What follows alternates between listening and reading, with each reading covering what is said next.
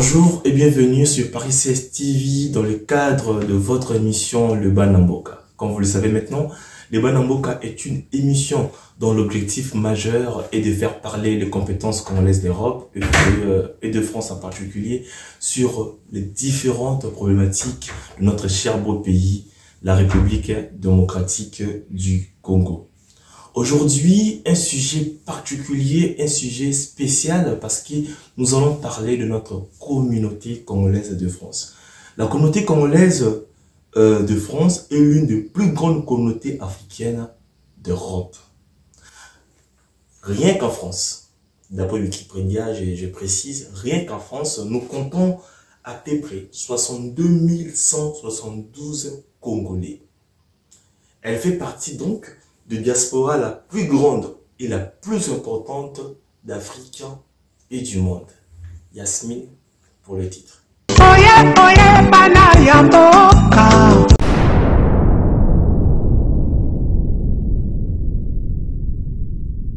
Les Congolais de la RDC éparpillés dans le monde ne sont pas seulement établis comme des anciens étudiants ou diplomates, mais aussi comme des immigrés, des demandeurs d'asile ou réfugiés. Diaspora RD congolaise désigne les Congolais résidant dans d'autres pays du monde autres que la RDC. Ce sont des femmes, des hommes, des adultes et des enfants comme des civils, des militaires ou religieux qui ensemble constituent ce qu'on appelle la diaspora congolaise.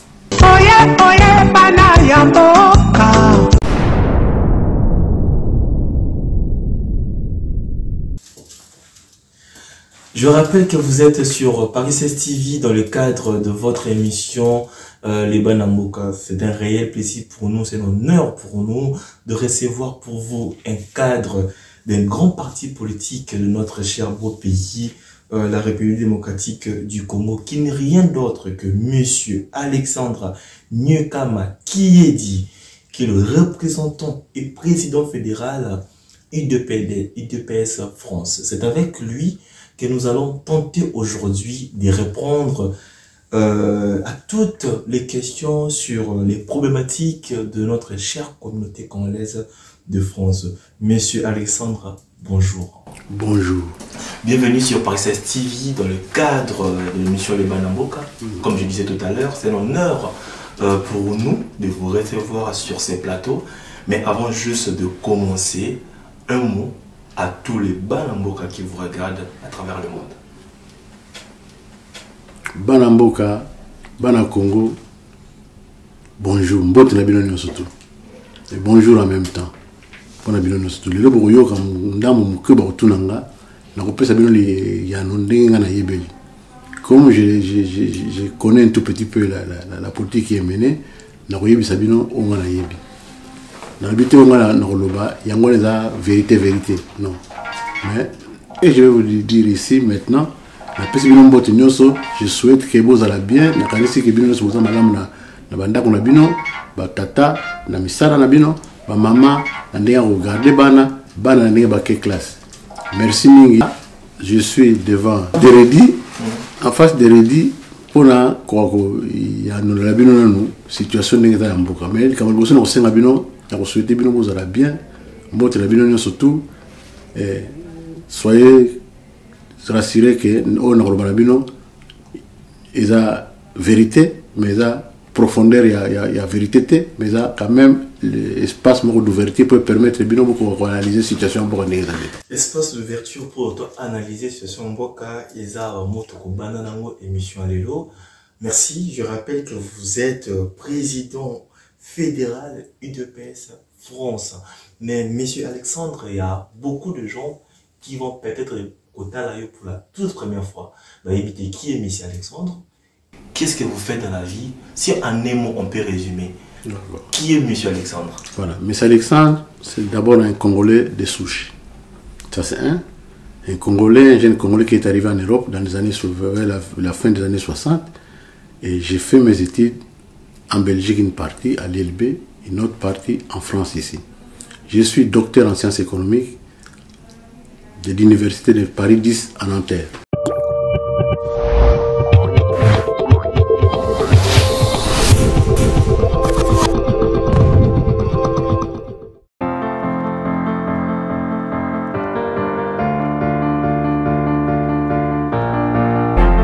this could be the moment we've been waiting for, the chance to feel alive. Nothing's gonna stop us, nothing's gonna top this, nothing like we've ever seen. Voilà. Et j'ai enseigné aussi dans cette université jusqu'en 2015. Et à partir de là, je suis resté au centre de recherche de CNRED avec le professeur Philippe Higon, avec le professeur Abraham Froy que vous connaissez, le bouquin L'économie politique. Exactement. Voilà. J'ai travaillé avec eux et surtout, la personne qui m'a marqué beaucoup, c'est Dominique Troscan, qui fut mon professeur en économie et qui est devenu après un ami politique à Sarcelles. À Sarcelles, je joue un rôle qui n'est pas anodin, politiquement. Je travaille avec la mairie de Sarcelles, voilà, où je suis adjoint maire. Mais je n'aime pas beaucoup parler de ça pour ne pas gêner un tout petit peu. Okay. Non, pas de souci. Une fierté congolaise, une tête bien faite, ce monsieur qui défend valablement le drapeau de notre cher beau pays ici en France. Botukoyoka, parcours brillant de ce monsieur qui représente, qui est le président aussi fédéral de UDPS France. Monsieur Alexandre, vous êtes, comme je disais, président de fédéral UDPS, l'Union pour la démocratie et le progrès social. Aujourd'hui, 39 ans, jour pour jour, il y a des enfants, Botami, il y a 10 ans passés, peut-être UDPS et à Combo. Si on doit résumer, UDPS, c'est quoi UDPS? Voilà, c'est une bonne question. Parce que moi, c'est là où je voulais qu'on démarre pour que les gens sachent qu'est-ce que l'UDPS. L'UDPS, c'est quoi? C'est l'union. Vous avez fait un peu de mathématiques. Quand l'algèbre, on vous dit l'union, l'intersection, et qu'on sort l'union, on prend tout. Okay. L'union pour la démocratie. Notre union est pour conduire le pays, le Congo, qui est notre cher parti, à la démocratie. Et non pas seulement nous amener à la démocratie, parce que la démocratie sans le bien-être social ne sert à rien. Ce n'est pas une démocratie, c'est une parodie de démocratie. L'union pour la démocratie et les progrès sociaux. Il faut que socialement les progrès soient manifestes et identifiés dans la population congolaise. C'est ce que nous cherchons aujourd'hui. L'union, nous l'avons fait. La démocratie, nous tendons vers la démocratie. Mais il nous reste le progrès social. Vous pensez que oui, depuis aujourd'hui 39 ans, UDPS a cause à la fière de dire que oui, l'objectif au Botioloba est atteint. Je vous le dis avec toute la fierté, tout le monde m'entend. Même quand le président Félix avait prêté serment, j'étais là, tout le monde m'a entendu. Nous avons atteint le premier but que nous nous sommes fixés, d'arriver au pouvoir. Parce que nous ne pouvons pas organiser la démocratie dans notre pays, ni non plus organiser le bien-être social sans être au pouvoir. C'est ce que nous manquait, avoir le pouvoir. Et vraiment, je suis au regret de pouvoir constater que le président Etienne Tshisekedi est mort très tôt. Très tôt. Je plairais ce monsieur-là. C'est une perte en tout cas. Oui, très tôt. Je voulais qu'il soit là. Qu'il soit là. Lui... Par exemple, pour ne pas vous couper, ça va être quoi la différence si le président, le feu Etienne Tshisekedi était là encore en vie? Je ne vais pas aller plus loin dans cette question-là parce que je ne vais pas moi-même ouvrir le caniveau de la mort pour... Parce qu'il faut regretter quand même. Je regrette qu'il soit mort très tôt. Je le dis parce que je le connaissais personnellement. Tu vois, c'est quelqu'un qui aimait le Congo. Moi, pour le Congo, il y a 4 personnes qui m'impressionnent, qui aiment le Congo. Qui aiment et qui aimaient le Congo. Il y a Lumumba. Personne ne peut dire le contraire. Quelqu'un qui quitte sa famille, qui avoue, qui accepte de mourir pour le Congo. Il y a Kasavubu. Quelqu'un qui s'est sacrifié. Parce que beaucoup ne le connaissent pas. On ne fait pas des émissions sur lui, le président Kasavubu. Mais il avait la BACO. C'est le plus puissant parti que le Congo ait connu, la BACO. Je sais parce que mon père y faisait partie. Il y a Etienne Tshisekedi, quelqu'un qui vraiment était presque fatigué, presque mourant, mais il avait toujours un cœur pour le Congo. Vous voyez, ces 4 personnes-là, les Congolais doivent avoir un respect vraiment absolu sur ces 4 personnes-là. Quand j'entends, moi, les gens à la télévision partout critiquer Kasavubu, critiquer Lumumba, critiquer Etienne Tshisekedi, je suis triste, attristé. Je profite aussi pour répondre et pour profiter de poser cette question. Beaucoup de Congolais, que ce soit les Congolais de la diaspora, les Congolais de Kinshasa, pensent que monsieur, le fait Dr Etienne Tshisekedi Mulumba faisait le business derrière son parti politique. L'UDPS, quel business? L'UDPS est pauvre, financièrement. Peut-être l'UDPS, mais pas lui. Il L'UDPS, n'était pas pauvre. Je vais encore aller plus loin. Tshisekedi a donné sa vie pour l'UDPS. Il a tout fait pour l'UDPS. Même quand il marchait à quatre pieds, il pensait l'UDPS. Je vous le dis, et je le dis encore plus fort parce que moi-même je l'ai vécu. On ne m'a pas dit. On m'a pas dit. Moi, tout ce qu'on raconte, même la diaspora, on ne m'a pas raconté des choses. J'ai vécu la diaspora. Tu vois. Et je suis parmi ceux qui sont arrivés avant, qui ont des enfants. J'ai 4 enfants. Et ils n'ont pas 20 ans. Ils ont une trentaine d'années. Donc, c'est-à-dire que j'ai vécu dans ces pays-là.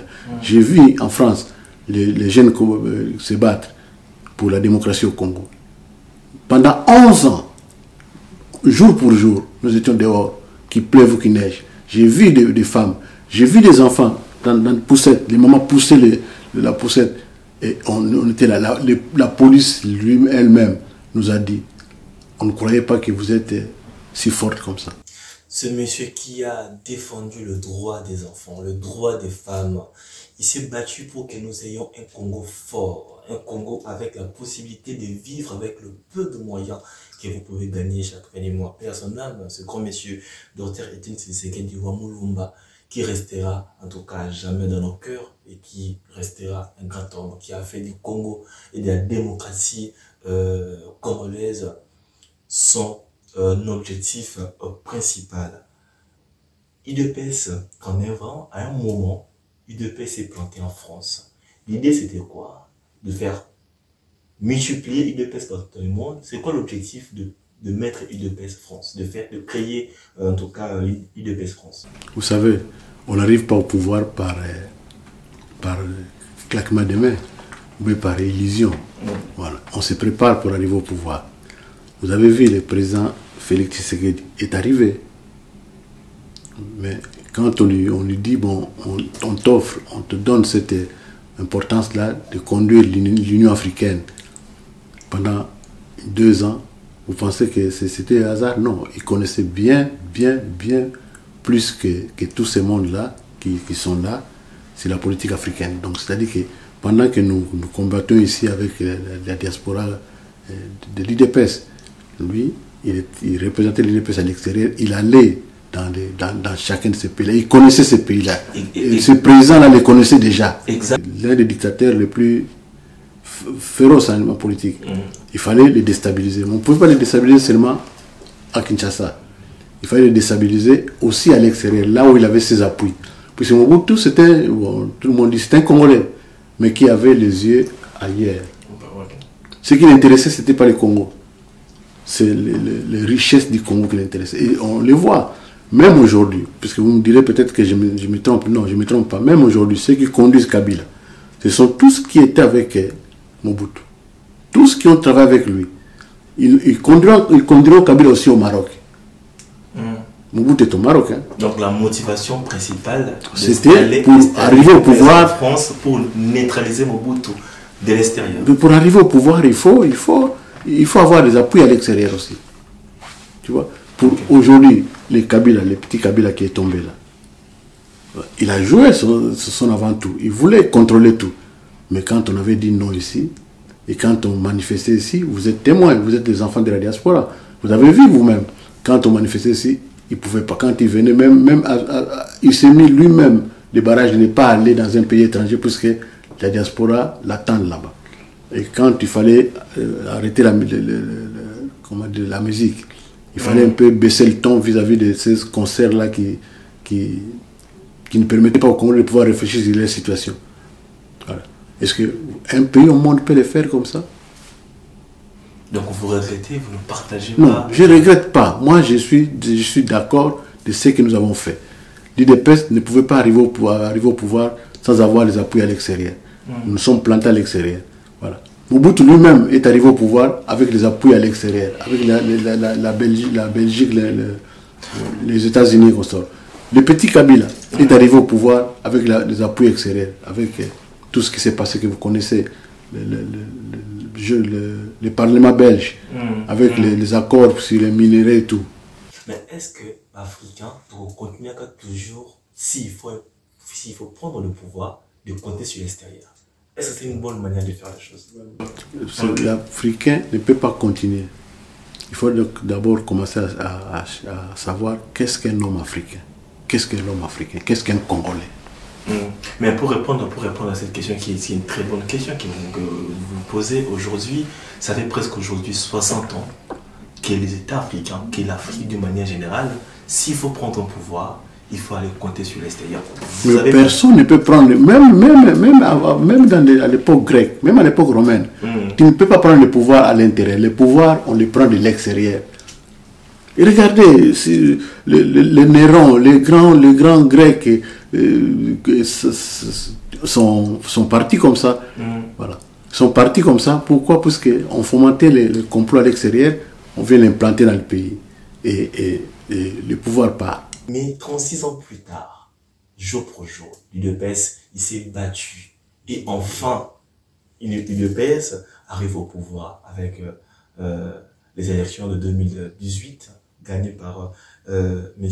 Antoine Félix Tshilombo. Est-ce que Tshisekedi, je précise bien, M. Antoine Félix Tshilombo Tshisekedi, qui est arrivé au pouvoir en 2018, 36 ans, jour pour jour, est-ce qu'un combat gagné ou une opportunité saisie?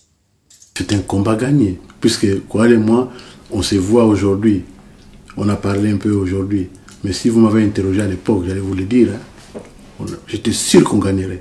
On était bien préparé pour gagner. Vous savez, même les élections de 2011, hein, on était bien préparé, puisque les plans s'étaient faits chez moi à la maison, chez moi. On a étalé les plans. On a dit on va aller aux élections, les Congolais n'ont pas la culture des élections, on va se préparer pour.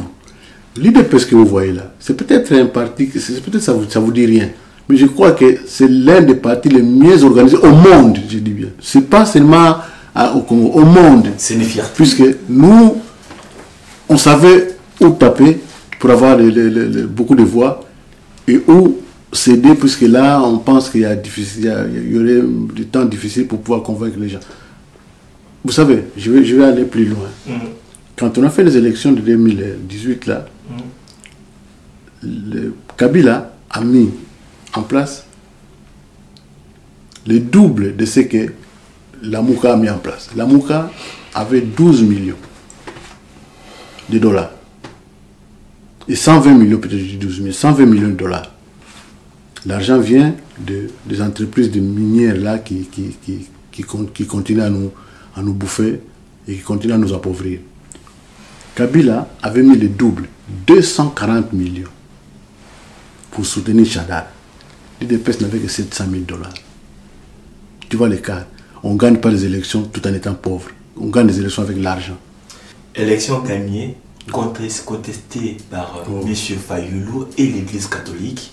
Pesa la chiffre, visiblement, à gagner l'élection. Vous dites le contraire. Comme les notre si, mais ça convaincu que Félix Tshisekedi a été nommé.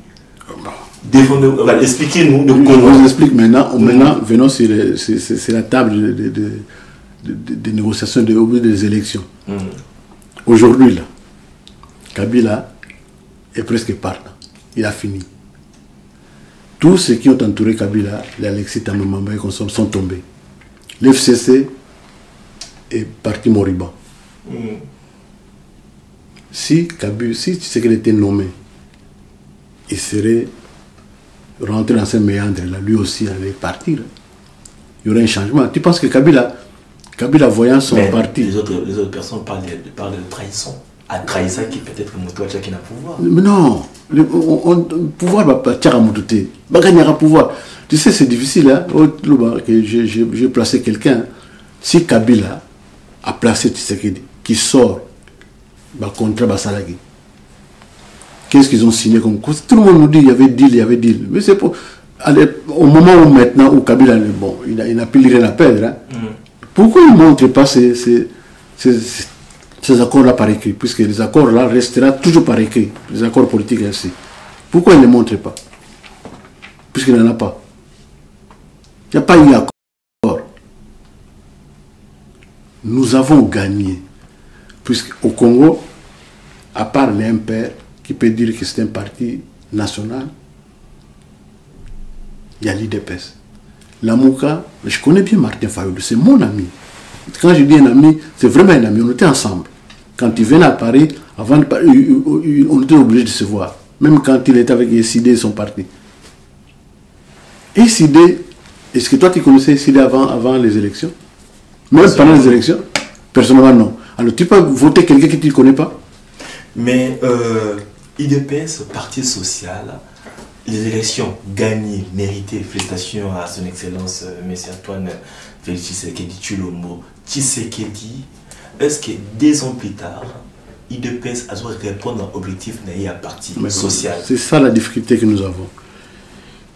Nous avons, pour moi, hein, ça c'est pour moi, je me réserve le droit de cracher n'importe quoi pour le compte de l'IDPS, non. Mais je veux dire seulement, 2 ans passés, on n'a rien fait. C'est un vide total. Et c'est dû à quoi? C'est dit à la façon dont le FCC, c'est parce que là-bas, il n'y a pas de bêtes, il n'y a pas que des cochons là-bas. Hein. Il y a des gens intelligents qui ont étudié bien la situation. Et eux, on le disait nous, avant les élections, on dit Kabila va s'appuyer sur les institutions pour nous noyer. On savait. Il fallait trouver les voies et moyens pour l'écarter. 2 ans plus tard, les élections sont gagnées. Le Parlement est resté à la main de FCC, donc de Kabila. Le Sénat à la main de FCC, donc de Kabila. Tout a été contrôlé par eux. Vous vous rendez compte? Vous êtes ministre. Moi, je suis regardez le Premier ministre Ilunga, ce qu'il a fait. Alors que le président l'appelle ici, lui préfère aller à Kingakati, ou plutôt à Lubumbashi là-bas, rencontrer Kabila. Donc, c'est-à-dire qu'ils s'en foutaient de Félix. Mais est-ce que ça a facilité de Attends, je vais finir sur les autres? Non, je ne mets pas la faute. Compléter un peu là, parce que c'est que vous Zoloba tout à l'heure, s'il vous plaît, c'est très intéressant parce que ça a été même dit lors il y a moi et il y a président Tshisekedi sur l'état de la nation après la rencontre Union Sacrée, mais beaucoup de Congolais se disent que c'est beaucoup plus facile de jeter la faute aux autres que d'assumer ses responsabilités. Non, je ne jette pas la faute aux autres. Moi, je ne dis pas que c'est... Mais eux, ils contrôlaient presque tout. On est dans un état de droit. Moi, je ne comprends pas. Vous aimez bien la démocratie, vous en parlez, mais vous ignorez les règles de la démocratie. Pour avoir une démocratie, ce n'est pas seulement en parlant, mais respecter les règles. Vous avez élu, vous avez un parlement. Vous ne pouvez pas venir dans un parlement, je mets un terme au parlement. Non. Il y a la démocratie, il y a des lois de la démocratie. Les règles, il faut respecter. Nous n'avions rien en main. Croyez-moi, nous sommes restés des mois et des mois. Vous voyez mes yeux? Moi, je porte des lunettes. Hein? Ouais. On ne dormait pas. Comment faire pour que ce régime-là tombe au niveau des institutions? Sur ce coup, j'avoue que c'est un travail de titan. Vraiment, personne ne peut imaginer qu'un jour, un bon matin, le président Tshisekedi peut nous proposer une autre créer, faire tomber l'ancien régime. Sur ce coup, félicitations. Ça, c'est un. Deuxièmement, on est parti, on était avec eux à Genève. Là où est né Lamouka. On s'est bien entendu, avec eux, pour que Lamouka, d'abord, avant ça, il y avait un critère pour le choix du candidat. Il y avait 8 critères à respecter. Félix a rempli tous les 8 critères. Tout le monde était d'accord que c'est lui qui devait représenter l'opposition pour battre Kabila. Tout le monde était d'accord. C'était même pas des calculs, hein. C'était une vérité. Hein. Parce que depuis Kinshasa, le Lubumbashi, l'Afrique du Sud, toutes les réunions qui ont été faites jusqu'à Genève, c'était bon. Mais quand on arrive à Genève, on voit comment Bemba avec ses amis ont tripoté les conditions du choix, puisque dans une élection démocratique, il faut le libre choix et les conditions du libre choix. Si on ne le respecte pas, on passe à côté. On a vu Félix sortir comme vraiment un amateur, puisque eux, ils ont tout plombé. Lui, il a suivi les règles, et à la fin, on nous dit que c'est en quelque sorte, le président Tshisekedi a été trahi. Non, savez, en politique, il y a 2 dimensions. Il y a les temporels que nous vivons et les spirituels. C'est là où les choses ont été dures, puisque lui, il était nu comme toi et moi. Et les autres avaient les mécanismes beaucoup plus rodés. Et parce qu'on était en pleine réunion à Saint-Denis.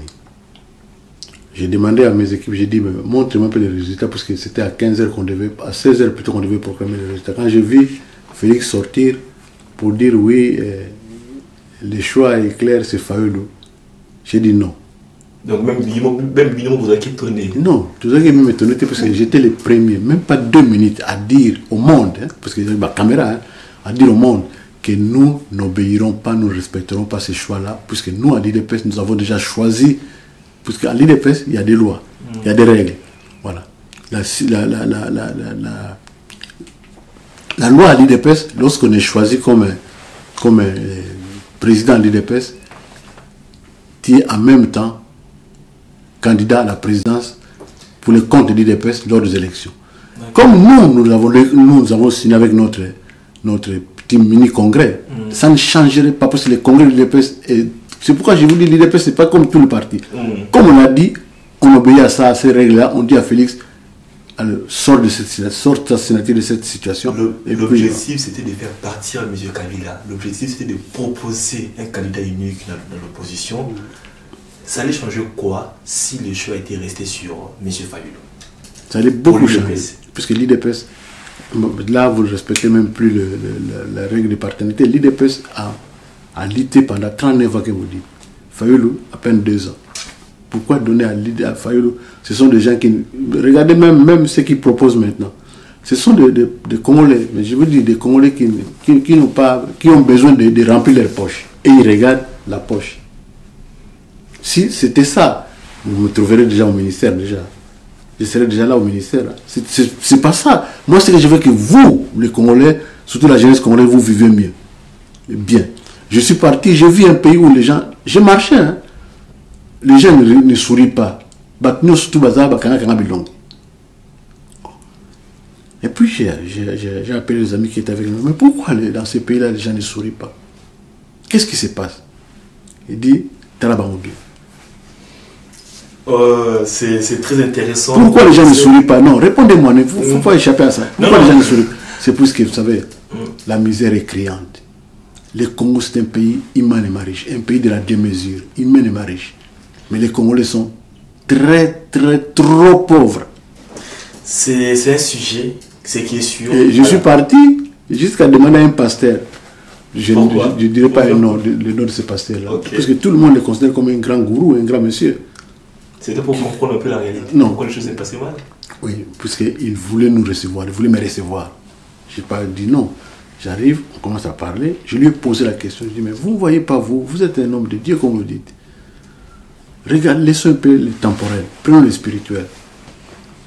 Ça ne vous dit rien que dans ces pays-là, les gens ne sourient pas. Qu'est-ce que vous dites dans la Bible? La joie de l'Éternel est votre force. Mais quand la joie n'est plus là, donc l'Éternel n'est plus là, tout ce que vous dites ici, c'est du cinéma. Tout ce que vous faites là, vous faites appauvrir encore le peuple par le dîme, par... Il m'a regardé comme ça. Il m'a dit, toi, tu ne peux pas rester dans ce pays-là. Mais est-ce qu'il n'y aura pas une proposition de loi dans ce sens-là pour réduire un peu ce qui se passe au pays? Avec des églises, pauvres, mais les églises sont des champignons alors qu'il y a moins d'écoles. La vision de paix sur cette problématique particulière. Respectez un tout petit peu les parlements. On ne peut pas faire des lois pour n'importe quel sujet. Il y a des sujets majeurs qui demandent qu'on fasse des lois. Par exemple, si la salubrité et qu'on sort. Ce n'est pas pour ça.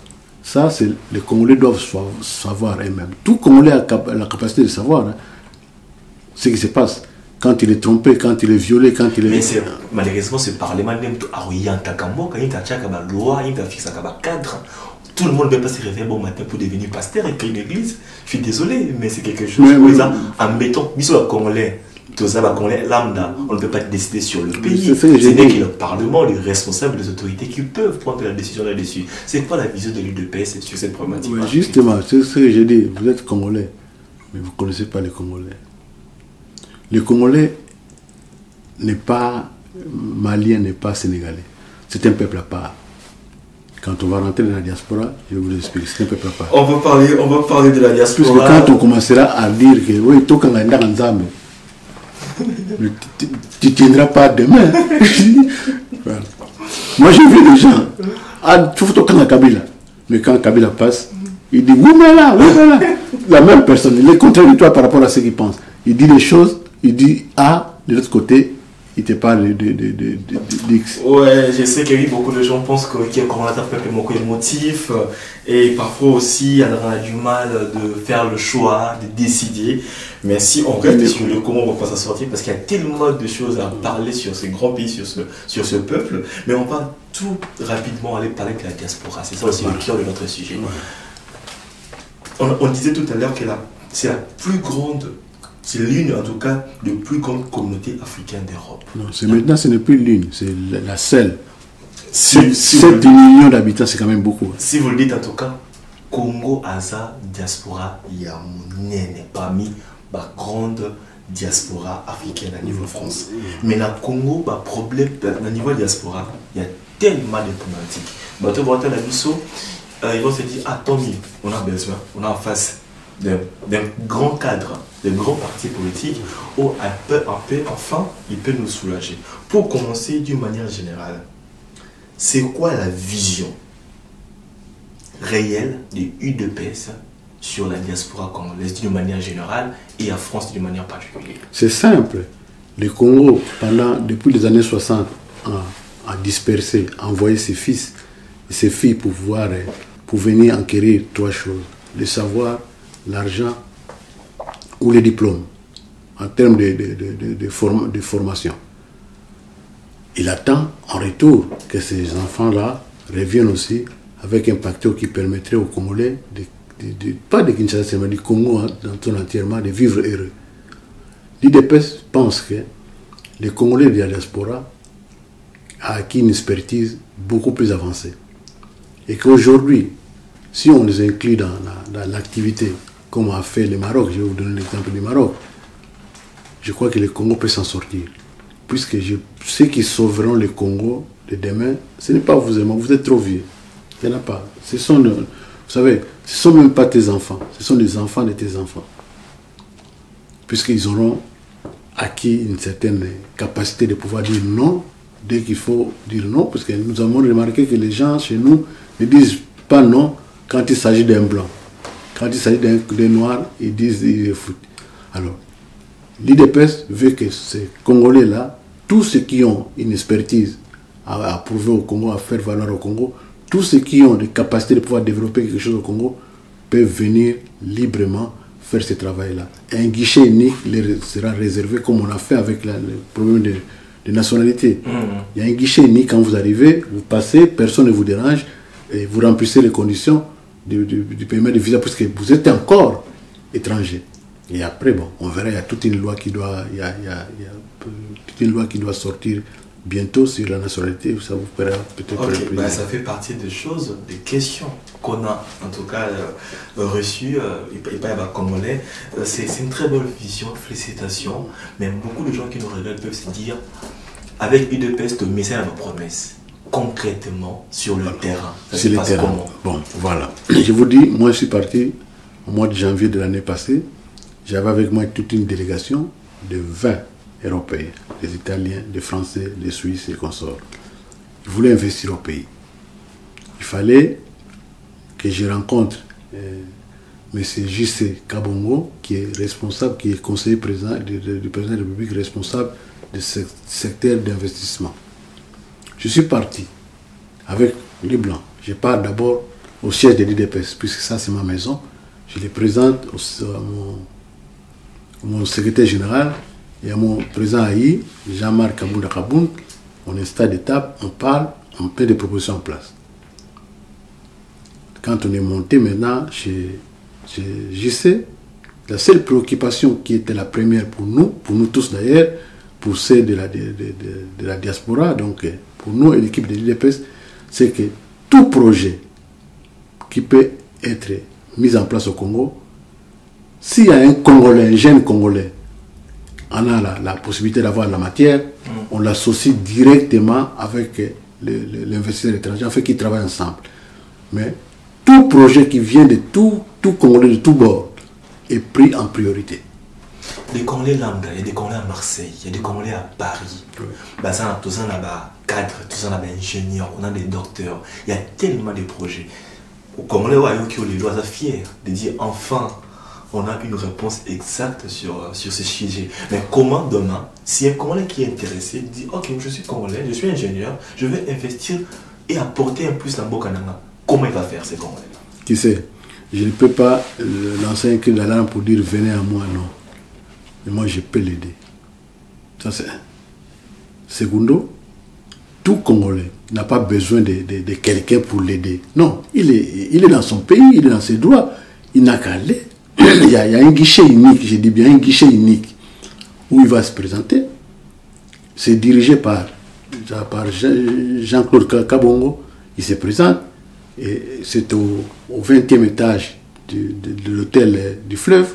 Là, il y a le bureau qui est là, qui va le recevoir, l'écouter, l'analyser avec lui, puisqu'il faut faire attention avec les problèmes de projet pour les Congolais. Tu fais ton truc à toi, tu dis, je viens, tu as travaillé sur un module, et puis je viens implanter ça, que l'État me donne les moyens pour... Non, quand vous voulez faire un projet, venez aussi avec vos moyens. L'État va vous aider, mais venez avec vos moyens. L'État peut ouvrir seulement son panoplie d'espace. Mais si vous venez, vous êtes les mains vides. Vous venez, vous demandez à l'État, moi je fais ça, aidez-moi. J'ai vu beaucoup de gens venir comme ça. Je dis, mais qu'est-ce que vous voulez? Vous avez votre projet à vous, vous voulez que l'État vous donne l'argent, le Congo vous donne l'argent, et puis vous allez en profiter là-dessus, sans donner au Congo quelque chose. Or, si je savais ça, j'allais amener une ébauche de projet, j'allais vous le laisser là, comme ça vous allez voir. Comment on a l'impression qu'il vise à, par exemple, on a l'impression qu'il a promis en communication, parce qu'on a parlé avec les Congolais, mais il m'a beau le battre par exemple. Ils ne savent pas quoi faire, ils ne savent pas comment faire, ils ne savent pas où aller déposer un projet. Non. Surtout comme la France. Ah non, c'est très Non, difficile. ça, On ne sait pas qui contacter, où aller. Comment faire? C'est ça. Je suis en train la communication. Je suis en train Alors de vous le dire. on est en train d'avoir des éléments clairs. Mais comment les Congolais ne savent pas? Je vous l'ai dit, je le répète encore. C'est au 20e étage de l'hôtel du Fleuve. C'est là où se trouve le bureau de J.C. Kabongo. C'est lui le conseiller en charge des investissements au Congo. Avant d'aller au pays, ici, où les Congolais peuvent aller pour discuter avec les cadres, avec les autorités, pour discuter des projets. Parce qu'avant d'aller à Kinshasa, je suppose qu'il y a un bureau ici. Si. Comment ça se passe? Nous avons un bureau, un lieu où on fait tous nos réunions et consorts. Voilà. Il n'a qu'à s'intéresser. S'il veut m'appeler, il m'appelle. Mais moi, j'ai toute une équipe. Hein. S'ils connaissent des gens dans l'équipe, Jean-Claude Chimba, Jean-Claude Lumano et consorts sont tous les membres de l'IDPS Paris-Île-de-France. Et dès qu'ils auront ça, on va étudier ça ensemble. Parce que moi, je ne veux pas que des choses à minima. Vous venez comme ça avec quelques 3 lignes pour me dire non. Il faut me montrer quand vous allez faire ça, combien d'emplois vous allez créer, comment les Congolais vont se sentir intéressés. Puis la première des choses, c'est ça justement. Le Congo est meurtri, donnez un peu aux Congolais la chance de pouvoir retrouver ne serait-ce qu'un emploi. Alors, donnez-moi tout ça la ligne de conduite, puisqu'ils veulent bien être aidés, mais pour que vous soyez aidés, il faut donner aussi des éléments qui soient positifs pour que cette aide-là soit compatible. Exactement, je rappelle qu'on est en face d'un grand monsieur de notre pays, monsieur Alexandre Nyekama, qui est le président fédéral d'UDPS. Vous posez beaucoup de questions. Comment faire pour investir au pays? Qui contacter? Il y a le numéro qui s'affiche en bas. Vous pouvez appeler, prendre contact, en savoir un peu plus, c'est votre droit. D'en savoir un peu plus de comment apporter votre 1+ pour contribuer d'une manière ou d'une autre à l'amélioration de notre cher beau pays, la République démocratique du Congo. Monsieur Alexandre, on est allé discuter avec les Congolais. Les Congolais vous ont posé beaucoup de questions. Ils me posent à moi? Oui, à l'UDPS, à vous. Ah, Reddy, ça tombe bien. Vous recevrez prochainement, monsieur Alexandre. Je commence par la question de Maître Audrey Mézol, étudiant à l'Université de Sorbonne de Paris, qui dit ceci. Autrefois, la diaspora était une vraie force vive, Les jeunes étudiants surtout avaient de l'importance aux yeux de politique dans la mesure où les partis les intégraient à leurs projets afin qu'ils n'échappent pas à la nation. Aujourd'hui, comment associer les jeunes au projet de développement de notre pays? Voilà, je commencerai par d'abord dire merci au président Félix Tshisekedi d'avoir nommé un premier ministre qui est un enfant de la diaspora. C'est un enfant de la diaspora. Il est né en Paris comme toi, comme tes enfants. Hein. Tu vois? Ça associer les jeunes Congolais à l'évolution du pays pour travailler ensemble. Nous ne disons pas non. Au contraire, nous avons les mains grandement ouvertes. Nous demandons à tout le monde de venir d'adhérer. Il y a des choses que je ne peux pas dire ici. Parce que quand je commencerai à les dire ici, je ne vais pas recevoir tout un bataillon de gens qui me suivent derrière. Voilà. Je dis seulement que les Congolais, le pouvoir en place, que l'IDPS a besoin de tous ces jeunes-là. S'il y a un problème, partout où vous êtes, si vous êtes en France, contactez-moi, contactez l'IDPS France. L'IDPS France se trouve à Lyon, se trouve à Grenoble, se trouve à Toulouse, se trouve à Lille et à Strasbourg. Il y en a partout l'IDPS France. Vous consultez ces gens-là. Si vraiment il y a un problème, il y a une difficulté qu'on sort, ils m'appelleront. Tu vois? Les Blancs m'appellent. Je ne dors pas. Vous voyez les téléphones qui sont là. C'est tous les Européens qui appellent. Hein, qui me demandent, qui veulent venir au Congo, qui veulent venir investir au Congo. Voilà. Moi, je ne dis pas non. Mais si vous, par exemple, vous voulez venir investir dans le secteur agricole au pays, au Congo, et qu'un Belge aussi veut venir investir dans ce domaine-là, nous, à l'IDPS, qu'est-ce qu'on fait? Si on voit que les projets viables, ce n'est pas obsolète, ça peut apporter quelque chose, on fait en sorte de dire, bon, vous, monsieur Dupont, voilà, vous avez présenté un projet, nous avons le jeune Kaniki qui a aussi présenté un projet, votre projet semble comment dirais-je, à s'associer, alors nous vous demandons d'associer, nous vous obligeons pour que nous puissions donner l'accord sur ce projet-là, vous devez associer les jeunes Congolais. En fait, tout le ballon point où la lingala pour nous préciser au macamouin bien Congolais nous se voit à la biso. Idée moi lingala siko tongozo banaza vraiment émerveillé. Merci beaucoup et félicitations pour tous ces projets. Il y a la vision. Pourquoi pas, pour faire simple, on est Congolais, on vit en Europe, l'ambassade existe, pourquoi pas de créer un bureau spécial de Congolais de France pour recevoir des Congolais légalement s'il faut qu'il y ait un sujet particulier. Non, tu vas nous ça la tête. Mais ça fait des ans que vous êtes au pouvoir. Mais non, tu es le président, tu n'avais pas le pouvoir. Hein. Tu sais même au niveau ambassade, tu sais que Kabila avait déjà nommé 40 ambassadeurs bien avant que tu aies avant l'élection. Et que pour un ambassadeur à Sika, il faut d'abord annuler la création. Donc on a le pouvoir ici. C'est maintenant on va voir le gouvernement qui va sortir. Tu vois? Non, tu as le pouvoir, mais tu as quoi? Aux à côté.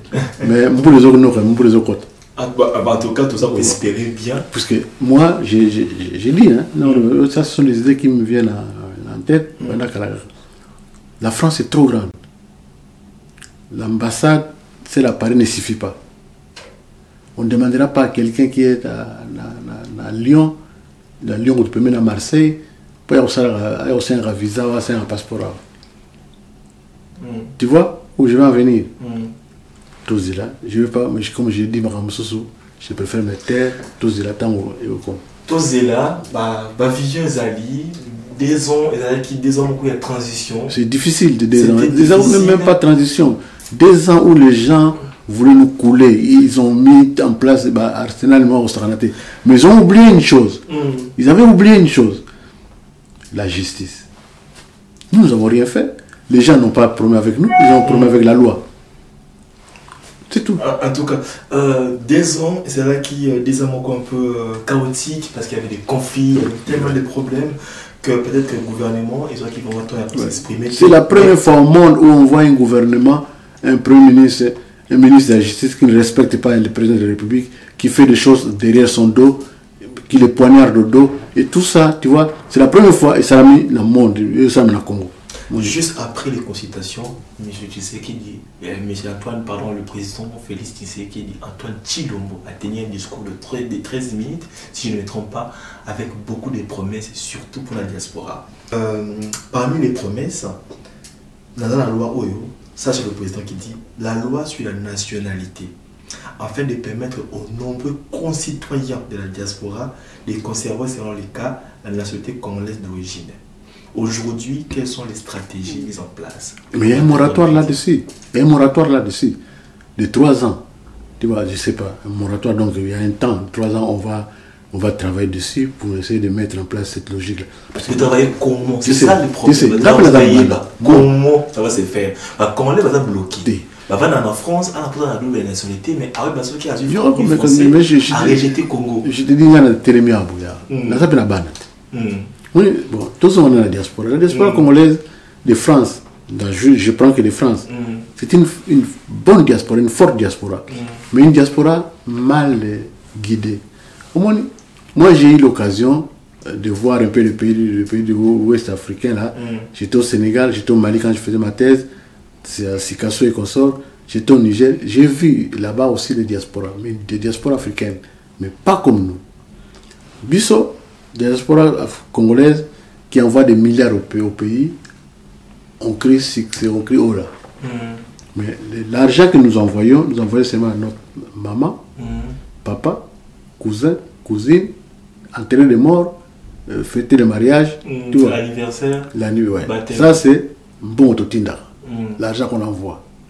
Mais par contre, la diaspora malienne, quand il envoie l'argent, c'est pour la communauté, pour construire des églises, plutôt les écoles, pour payer les médecins, pour les villages. Juste pour nous rebondir, peut-être un mot qu'elle n'a pas si, nous comprenons parfois motivation à envoyer, mais aujourd'hui la question est la double nationalité. C'est une question que les Congolais se posent tous les jours. On a 3 ans des élections. Comment ça va se faire? Est-ce qu'aujourd'hui, ma stratégie déjà est bloquée pour permettre aux Congolais d'accéder à un privilège ou pour la bonne de toute façon, il y a un avantage. Rien n'est bloqué. Comment ça va se faire? Comment ça va se faire? Et aujourd'hui, vous posez un niveau de la question. Il y a la double nationalité. Oui. Oh, moi, je veux bien que le Congolais a la double nationalité. Hein. On n'a pas peur, ce n'est pas les Rwandais qui vont nous faire peur. Hein. À quand? Puisque je vous l'ai dit, il y a des choses que je ne commenterai pas. Il y a un moratoire. Donc, le Parlement s'est arrêté là. Il a dit, pendant 3 ans, nous allons étudier, réfléchir, suivre tout ce qui se passe concernant la double nationalité, voir ce que ça nous donne. Et le président Félix, quand il est arrivé, il a ouvert un guichet unique. Donc quand il arrive à Kinshasa, nous avons dans la nationalité française, au Komi, la première chose, les nationaux, les nationaux d'abord. Les étrangers, les nationalités congolaises, guichet unique. Quand tu arrives là-bas, tu donnes ton passeport, bon. Maintenant, il faut prendre un visa parce que vous êtes étranger. Tu payes ton visa sur place. On continue en bas. Ça va durer un certain temps pour permettre le couloir de fonctionner. Après le moratoire, le Parlement va décider, puisque la nationalité, de toute façon, tous ceux qui sont dans le Parlement, 80% sont dans la double nationalité.